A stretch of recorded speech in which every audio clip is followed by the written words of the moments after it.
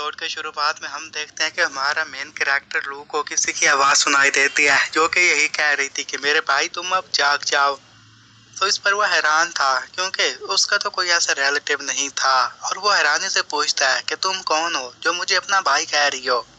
फिर वो लोग आपस में बातें किए जा रहे थे जिस पर वो लड़की पूछती है कि मुझे आपसे रियल डेथ के बारे में पूछना है। तो इस पर उसे यही आंसर मिलता है कि असल में हम लंबी नींद सो जाते हैं, हम में से मरता कोई भी नहीं है।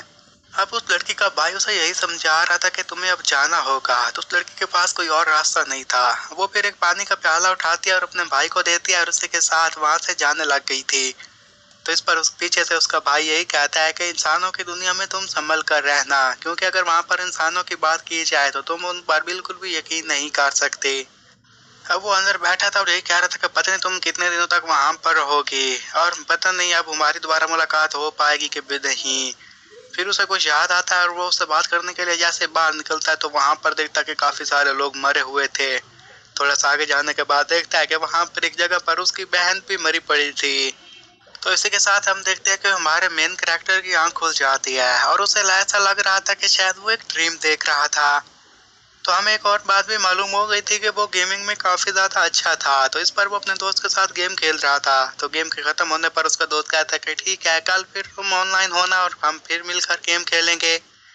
अब उसके ऑफलाइन होने के बाद वो फिर एक लड़की जिसका नाम चैन था और शायद वो उसकी क्लास फेलो थी, वो उसकी प्रोफाइल चेक करता है और उसकी तस्वीर देखने के साथ कहता है कि यार ये कितनी खूबसूरत है। लगता है कि उसे उस पर काफी ज्यादा क्रश था। तभी फिर उसे किसी का मैसेज आता है जो कि उसके साथ गेम खेलने के लिए कह रहा था।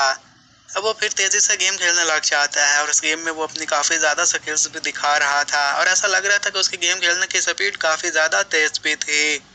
वो जैसा ही अपनी स्किल को अपग्रेड करने वाला था तो तभी उसे अंदर से एक लड़की की आवाज सुनाई देती है जो कि उसे यही कह रही थी कि तुम ऑलरेडी 3rd लेवल पर पहुंचे हुए हो।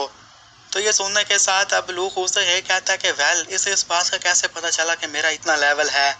फिर उसे वही आवाज सुनाई देती है कि अगर तुम अपने अपोनेंट की बात करो तो वो काफी ज्यादा स्ट्रॉन्ग है तो तुम उनसे हार जाओगे। अपनी चेयर पर बैठने के बाद लू यही कहता है कि वेल इस लड़की को इतनी सारी बातों के बारे में कैसे पता। वो उसकी प्रोफाइल चेक करने लगता है तो वो बिल्कुल खाली थी जिससे उसे कोई भी इंफॉर्मेशन नहीं मिल पाती। तो दूसरी तरफ हम एक गाड़ी में देखते हैं जहाँ पर एक लड़की अपने गार्ड्स के साथ उसी के लड़के के बारे में ही बात कर रही थी।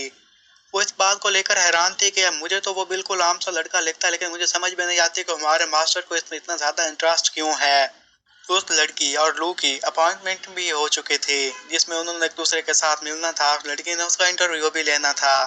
वो उसके बारे में और जानना चाहती थी। तो इस पर उसका ड्राइवर कहता है कि ठीक है मैं तुम्हें लिंक सेंड करता हूँ। वो फिर जैसे लिंक ओपन करती है तो वहां पर एक कंप्यूटर में लड़की मौजूद थी और वो उस लड़की का नाम भी जानती थी। उसका नाम था नोनो। इस पर नोनो से ये कहते हैं कि मुझे लू के बारे में सारी इंफॉर्मेशन चाहिए। तो वो आर्टिफिशियल लड़की उसे अब इंफॉर्मेशन देने लग गई थी और यही कहती है कि उसकी बात की जाए तो वो तो 18 ईयर का है। उसके अलावा वो स्कूल भी जाता है और उसके ज्यादा दोस्त भी नहीं है। उसके दोस्त नहीं है तो इसलिए वो सारा दिन घर रहता है और घर रहने की वजह से उसका इंटरेस्ट गेम में काफी ज्यादा बढ़ गया और वो एक अच्छा गेमर है। नोनो से यही कहते हैं कि अगर तुम उस लड़के के ये सारी बातें बता रही हो उसका मतलब है कि उसकी कोई ना कोई क्रश भी जरूर होगी। तो इस पर वो इंटेलिजेंस उसे यही बता रही थी कि हाँ तुमने सही कहा, उसकी एक क्रश भी है और वो अपने घर में नहीं बल्कि अपने चचा और चची के घर में रहता है। तो तभी उसे आंट पुकारती है। तो इस पर वो आंट के पास जाता है तो आंट कहते हैं कि तुम्हें मार्केट जाना होगा और कुछ सामान खरीद कर लाना होगा। वो जैसे पैसे उठाने के लिए जाता है तो वहां पर उसका कजन भी आराम से लेटा हुआ था और उसे यही कहता है कि तुम मेरे लिए भी बर्ड्स कुछ खरीद कर लेकर आ जाना। अब फिर आंटी जैसे उसे बातें सुनाने लगती है ना उसी के साथ वो तेजी से घर से बाहर आ जाता है। वो इसी तरह अपनी आंटी और अंकल को कोसते हुए नीचे आ रहा था। फिर कहता है कि वेल इन्हें जाने दो, जब मेरे पेरेंट्स ने मेरी कोई केयर नहीं की तो भला मैं दूसरों से इसकी क्या उम्मीद कर सकता हूँ। नोनो अब एआई को यही कहती है कि वेल मुझे यकीन नहीं आ रहा कि ऐसा लड़का इस दुनिया को बचाएगा। तो इस पर एआई उसे यही बताती है कि वेल अगर मैं उसकी विश की बात करूं तो उसकी विश भी यही है कि वो इस दुनिया को बचाए। तो तभी वहां पर उसे एक बूढ़ा बंदा मिलता है और यही कहता है कि मैंने सुना है कि तुम कहीं अब्रॉड अप्लाई कर रहे हो। तो इस पर कहता है कि मैंने तो अभी तक एप्लीकेशन भी साइन नहीं की, देखते हैं कि अब आगे क्या होता है। वो बंदा उसे ये समझाने की कोशिश कर रहा था अगर तुम अब्रॉड चले गए तो वहां पर तुम्हारा कैरियर काफी बुलंद हो सकता है और वहां पर स्टडी के मौके भी अच्छे पाए जाते हैं और तुम कुछ पैसे भी कमा सकते हो। इस पर वो कहता है कि मुझे पैसों की कोई ज़रूरत नहीं है, आप जो मुझे पैसे दे देते हो मेरे लिए उतने ही काफ़ी हैं, और अगर मैं यहाँ के माहौल की बात करूँ तो ये सच में काफ़ी ज़्यादा अच्छा है, तो इसलिए मेरा इस जगह को छोड़ने का बिल्कुल भी दिल नहीं करता। और उधर मैं दोनों अपने फ्रेंड्स के साथ इसी के बारे में बात कर रही थी कि वेल अगर हम बात करें तो उस लड़के में कुछ खास बात नहीं है, और बाकी बातें इंटरव्यू में क्लियर हो जाएंगी कि वो उसे पास कर पाएगा कि नहीं।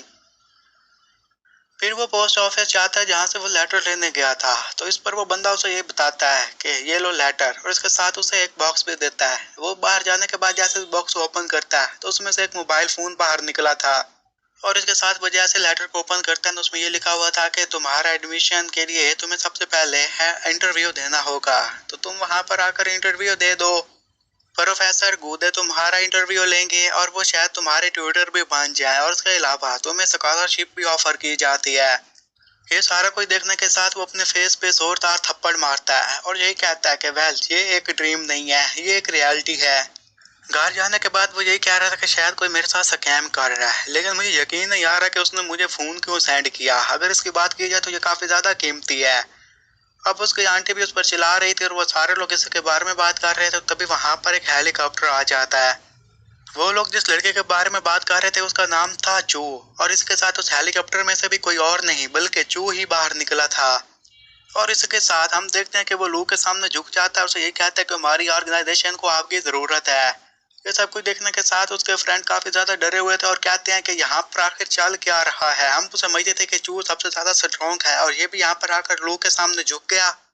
और फिर हमें ये बात मालूम होती है कि वो ये सब कुछ एक ख्वाब में देख रहा था, और वहां पर उसकी आंटी उसके अंकल के साथ फाइट कर रही थी, और कहता है कि यार सच में मैं तो बहुत ज्यादा ही ख्वाब देखने लग गया हूँ। वो यही डिसाइड करता है कि मुझे अब जाकर गेम खेलना चाहिए, तो तभी उसकी आंटी को किसी को कॉल आती है। वो फिर रूम में जाने लगा था तो उस पर आंटी उसे रोककर यही बताती है कि तुम्हारा कल इंटरव्यू है तो तुम्हें वहां पर जाना होगा।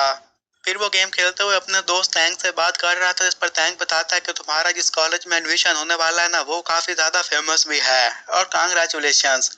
इस पर वो उसे यही बताता है कि वेल तुम पहले बंदे हो जो मेरे इस एडमिशन की वजह से काफी ज्यादा खुश है। फिर लू तैंग को यही कहता है कि तुम तो वहां पर रह चुके हो ना, मुझे एक बात तो बताओ कि इंटरव्यू में क्या क्या चीजें पूछी जाती हैं और मैं कैसे तैयारी करके जाऊं।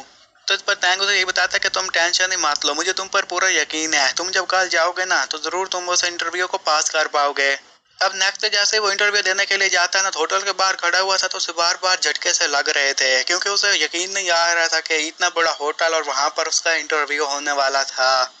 अब वो जैसे ही रूम में गया था ना, वहां पर उसके क्लास फेलोज भी आए बैठे थे जो कि उसे देखने के साथ हैरान हो जाते हैं, और वो भी उन्हें देखने के साथ हैरान हो गया था। वहां पर चैन भी आई बैठी थी, तो उसे देखने के साथ लू काफी ज्यादा खुश हो जाता है और कहता है कि लगता है कि ये ट्रिप मेरा ऐसे जाया नहीं जाने वाला। तो इतने में वहां पर इंस्ट्रक्टर ये आ जाता है और उनमें से स्टूडेंट को अपने साथ लेकर वहां से चला जाता है। तभी हम देखते हैं कि लू चैन के पास जाकर तो यही कहता है कि तुम वहां पर अच्छे से कर पाओगे, मुझे तुम पर पूरा यकीन है। तो ये सुनने के साथ चैन उसे कहती है कि तुम्हारा शुक्रिया।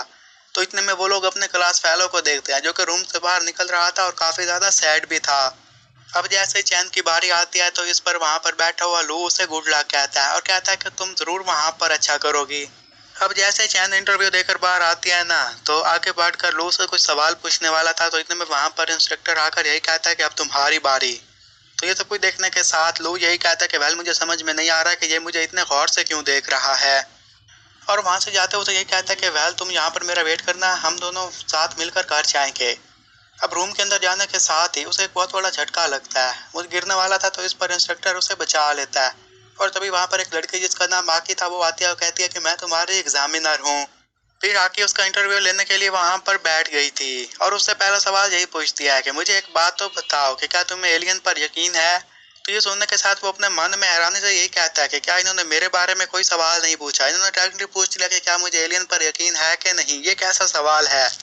फिर वो कहता है कि वेल मुझे जवाब देना ही होगा, तो वो इंग्लिश में बोलता है कि हाँ मुझे एलियन पर यकीन है। तो इस पर उसका इंस्ट्रक्टर उसे यही कहता है कि तुम नॉर्मली भी बात कर सकते हो। आकी उसे कहती है कि वेल मुझे एक बात तो बताओ कि तुम्हें उन पर कैसे यकीन है, तुम्हें कैसे पता है कि वो एग्जिस्ट करते हैं। इस पर वो अपने मन में यही कहता है कि वेल मुझे ये नहीं लगा था कि ये मुझसे इसके बारे में सवाल पूछेंगे, वेल अब मुझे इसका कोई ना कोई तो जवाब जरूर देना ही होगा। इस पर वो उन्हें यही जवाब देता है कि मैं अपने घर की छत पर ही अक्सर बैठा रहता हूँ और रात के वक्त जब मैं सितारों को देखता हूँ तो मुझे इस बात पर यकीन हो जाता है कि कोई ना कोई एलियन जरूर यहाँ पर रहते होंगे, क्योंकि हमारी यूनिवर्स काफी ज्यादा बड़ी है और फैली हुई है। और वहां पर फिर वो अपना ज्ञान छोड़ने लग गया था। इस तरह वो अपने पहले क्वेश्चन को पास कर लेता है। और इसी के साथ ये एपिसोड भी यहीं पर खत्म हो जाता है।